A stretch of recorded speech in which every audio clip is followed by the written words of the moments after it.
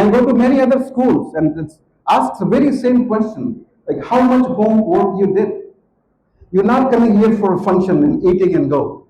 You are coming here for learning. You are coming here to utilize opportunity, uh, something you may not get again. So it's not just about this, but what I wanted to tell all of you, you guys are in 11th grade. You'll be in 12th grade, you will go into college, and then you'll do something big. Many of you will do something big. But if you're not curious, that will not take you too far away. If you are doing this because teachers said, you're doing this because your parents said, this will take you to somewhere, but not where you want to be. So the whole idea is, anytime you are going to meet new person, you are going to meet new organization, just do enough homework to understand, and then you can represent yourself better, right? If I ask you a question about myself, even about NASA, you may not be able to answer because you did not do the homework. How are you going to do that? You cannot. So the very first thing is, the next time, remember that when you are going to meet a person for the talk, for anything, or any meeting somebody from very, very rare organization, you will never meet again. This you should be like very excited, very curious. Hey, I want to know this person. I want to know about it. I want to know what this guy works. And I want to know how this guy went from here to there. But you don't know anything about me, right? So this is something for you. It's not today, but this will something you would need for everyday life when you are going to meet even your relative. Hey, just do some homework. You are meeting your Fufaji Nanaji you never met before. Just, hey, talk to your parents, understand who that person is. Maybe he knows something you want to know. You want to know, you may want to know some lessons. You know, you don't have to, sometimes you see, hey, this guy is very successful.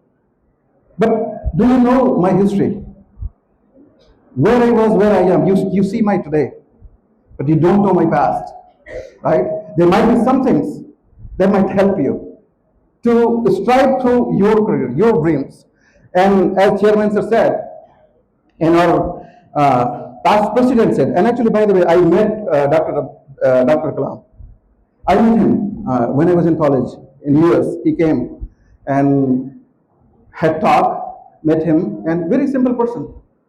And you know what? Always what I do, whenever there is an opportunity for me to meet a person, I go meet them. And you know why? Why? I don't have to ask him, hey, help me getting a job. I never do that. I go there to learn, just to talk to them, to understand what is your journey, what you have been through. Some things I want to learn from their experiences. So I don't have to go through myself that, which already puts me ahead of many things, right? Because I know he did something and I think that might work for me, or he failed, so I don't have to do that. But sometimes, and this is about my attitude. Many times people tell me like, don't do this, you will fail. It's a guarantee failure. And you know what I do? I said, I will still do it. I know I will fail, but I want to do it because I want to see it. I want to see it live. And even I will fail, I know 100% I will fail, but I'll do it. And the reason is I'll do it because in the journey of from zero to the failure, there are a lot of things you will learn.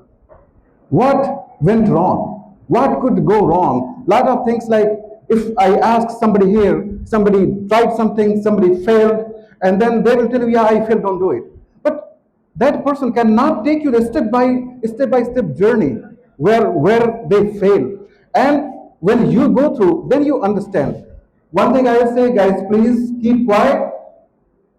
Do not do self-talking. And if you really need to talk, I think you can move out of the room. So this is about, and that's what I'm going to come from your failure between failure and success. It's just mindset. Failure is nothing. It's like, okay, you missed one step and you're not able to do that. But it's just mindset. It's just all about your attitude. It's all about your curiosity, what to learn, when to learn. And especially the 11th graders, at this point, you guys should know what's your goal, what do you want to become. And if I ask this question, all of you, Did you decide your goal? What you want to do after your 12th grade? Anybody wants to raise hand? Who decided? So nobody decided at this point what you want to become. Right? Surprising. You are in the age of Google, you are in the age of ChatGPT, and you are in the age of technology, AI, and robotics. And at 11th grade, this is the point you must know what are you going to do after 12th grade. And you don't know. If you don't know, this is not a good sign. So if you have not done, just go home and work on it. What do you want to become? If you have not decided, it takes time to plan stuff. Well, you have only 1 year. If you are like starting 11th grade, most likely, so you have roughly 1 year. Like if you're making decisions when you graduate, that's too late already. So this time, next 1 year, while you are in 11th grade, just to make sure you understand what you want to do in your career. And once you know what you want to do in your career, that means they start working towards that, right? Lots of 11th graders start working like want to become engineer, want to become doctor, somebody wants to do commerce, somebody wants to do arts. So you should know. And once you know about your goal, then you can split your goal into small steps. And it's so easy when you have very small step to go. You feel very energetic. You will never feel tired. So it's about if you have to go on journey, especially if you're cycling, you're going on the bike, cycle, not motorbike, cycle, and you have to go 10 miles. And this is my personal experience. If you have to go 10 miles and your brain says you have to go 10 miles, it's very much psychological. And this whole becoming failure and what's a success is all psychology. If you think you're great, you're great. If you think you're a failure, you fail. This is all about that. So when you start a journey, 10 kilometers, a 10-mile journey you start, and you have that in mind, you have to go 10 kilometers, you lost a lot of energy just thinking that 10 miles, this is so much. You don't have that energy. But you know what happened? And this I learned. I used to go from Tindwari. There's a place called Paprela. It's like 12 kilometers. And I was in 10th grade. And 10th grade, basically what I used to do, I started doing that. And it took like 1 hour to bike from about 12 kilometers. And then I started thinking like, I'm so tired. Like when I'm starting my journey, 12 kilometers, so much. I don't want to do this. But I had to do that for some reasons. And then I started doing that. The moment I start thinking my next milestone, the kilometer sign is 1 kilometer. So I was always think 1 kilometer. I said, okay, I have to do 1 kilometer towards that. And I did like a month, roughly a month. I rode 1 kilometer and very fresh, 1 kilometer done. And then I start thinking, now I'm at 0 again. And then next milestone, I think now I have another kilometer. I have to just do 1 kilometer, that's it. So now talk about that 12 kilometers. So always my goal was that 1 kilometer. Why do you feel bad or tired about 1 kilometer? It's not too much. I'll get it. And then what happened? My journey became so easy. I finished those 12 kilometers without any stress, without just happy. I would save efforts for those 12 kilometers. Same efforts, only my thought process changed. Like any time I'm just thinking about my 1 kilometer journey. And this is my real thing I'm telling you. I was at your age when I used to do that. And that standard black color cycle. And then, you know what? These small things, I mean, you say, why this is important? Why this is important to become an NASA engineer? Right? You feel that? Like, why are you telling me this story? This is just so boring. But everything is so important at any stage of life, starting this you have done, and that because that changed my psychology, changed my attitude. And what I started doing, you know what? How many of you think you can reach NASA? Raise your hand. None? Nobody can think they can reach NASA, become NASA scientist, even it's difficult, not a single hand. And you know what? My answer is many of you can reach NASA. And I'll tell why. Because now you're again thinking about that top goal there, becoming NASA, and you feel like this is impossible, right? So thing is like you don't have to think that. You have to take one step towards that. That is it. And then eventually you'll be there. Many of you will think this person would be topper, this person would be this, and did some special. Every lot of people would think this person who works for NASA is very special brain. I don't have anything special. My brain is like might be worse than many of you. You might be much smarter than me, and this is the truth. I'm telling you the truth. You'll be much smarter than me. Okay? And why I'm telling this? Because you are. Only thing is you have to plan, you have to execute, you'll get there. And it's not, as I said, it's nothing impossible. It's nothing is impossible. This comes from my real life. People will think, and even I thought about many things. Like many times in my entire life made decisions by underestimating myself, just thinking about I cannot do this. And I made the decision, choices, and you know what happened? Then realized later, I think I was better than that. And I made the wrong decision. And I'm coming to the point, like when I became an engineer, someone, like everybody else, I expect more from you. This was my situation, like completed 12th grade and I didn't know, want to become engineer, doctor, what? So the goal was become primary school teacher. That's my journey. Started after 12th. I want to become primary school teacher. You guys know primary school teacher? With that, I think we are at a good time to close it. If anybody has any question, we can take question. Do we have time? Please ask the question if you have any mind. One thing you might have heard sometimes, like these especially space missions are not cheap. Very expensive. It's like thousands and thousands of crores you put on the missions. So everybody, ISRO, NASA, any European Space Agency or Canadian Space, all these space agencies, they put lot of time in testing. You build something and then you start testing. Testing means, is it working the way you have envisioned this product? Like your phone, very simple example, you build the phone, but you want to test it. Are you able to make calls using phone or not? Right? So we invest, not just we, but everybody, especially on the missions, you do not have option to fail. Mission failure means billions and millions of dollars, thousands crore loss. Which means when you build a system for space, you are too much focused on the failures. Testing, you test it, and unless we are 100% certain this will work, we will not let it go. And you might have heard very recently, we are going to send 4 astronauts to moon, and that was supposed to happen by February. But during the final testing, we found a glitch and we postponed the mission. We cannot do it because of failing. What happens? You send it from here, it fails there. Then you lost everything what we have put for past 10 years to build that mission. So hope this answers the question. And that's what I was saying. If you are not doing good things, you're not failing, right?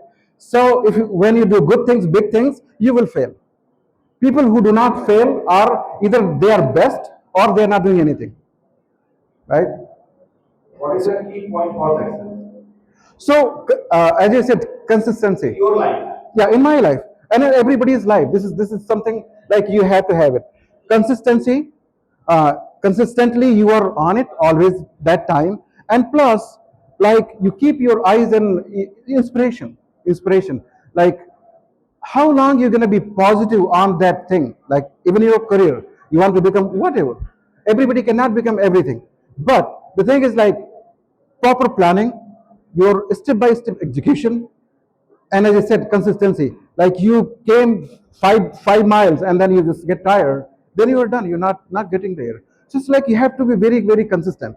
And then other thing is, like if you don't know anything, just ask for help.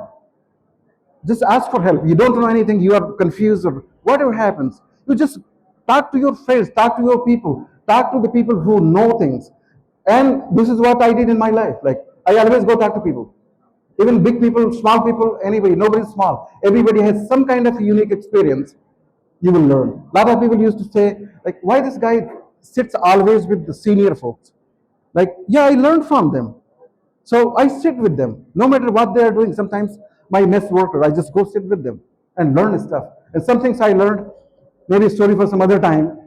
One of my basically shopkeeper who used like bookshop, one of the my whole success of this whole thing links there. If I remove that link, I'm not here. So how many Indians are working with you? How many Indians? So yes, this. So I saw only one photograph that you are in the side. So there's a very big confusion. Actually, at one point, one of the leading newspaper said there are 35% Indian in NASA, and that is 100% wrong. There's nothing 35%. There are very, very, even I cannot tell the number, but even single digit. Even single digit might be possible, there's not even single digit percent. That's the situation. Obviously, like it takes time. If you remember, at least your parents would have told you 20, 30 years ago, nobody had cars in a home. You'll find one car in the whole city, right? Even before that, if you talk about, like people would have motorcycles, but not every home had motorcycles. So it's not about, it's affordability. One thing is affordability. Second thing, the infrastructure. Like 50 years ago, Tindwari would not have petrol pump, right? So even you have car, what you're going to do? You have to go to Banda to get the diesel, and people don't want to take that pain. Why should I go to Banda? It's better I have motorcycle or something, right? So it's about affordability. It's about infrastructure. Like if everybody wants to have helicopter, flying thing, or at home, then it requires lots of infrastructure because you start flying and then you start colliding. There's some other problems to deal with, right?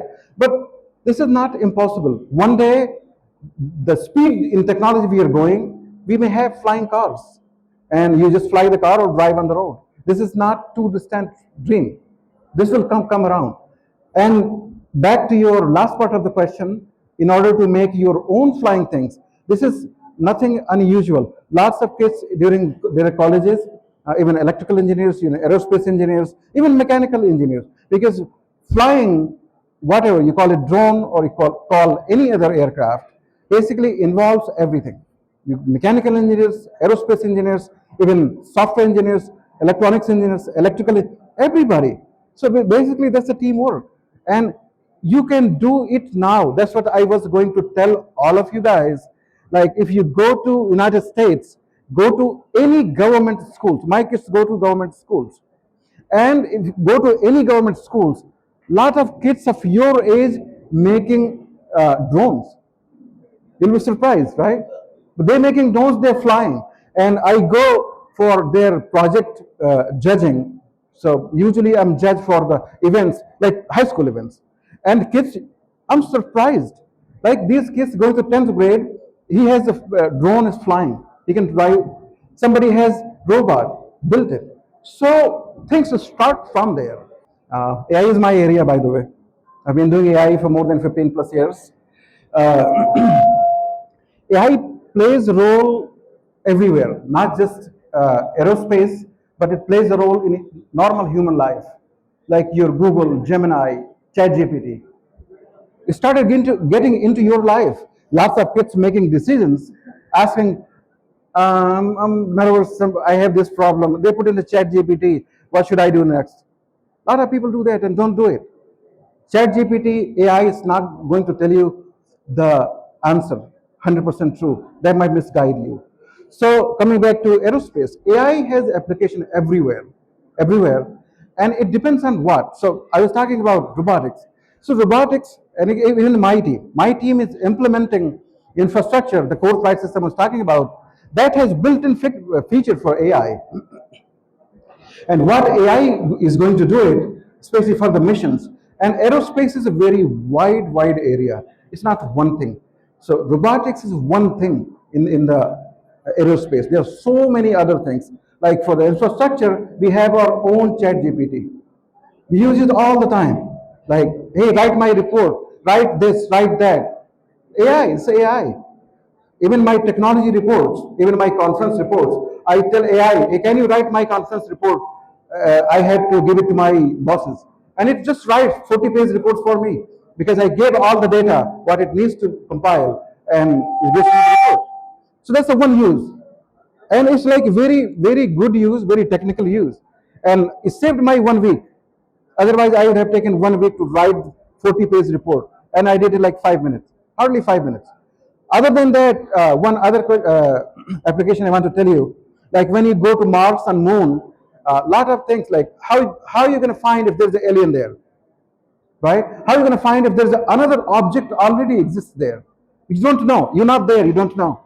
So AI basically, if you train AI to identify, how am I going to know maybe some part of the moon there's already colony and lots of kids. There's a intermediate college like this sitting in one part of the moon. Who knows? Nobody knows. Maybe some other language.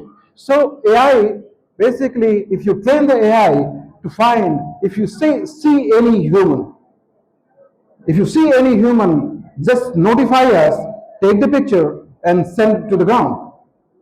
If you don't have AI, how are you gonna do this? You cannot.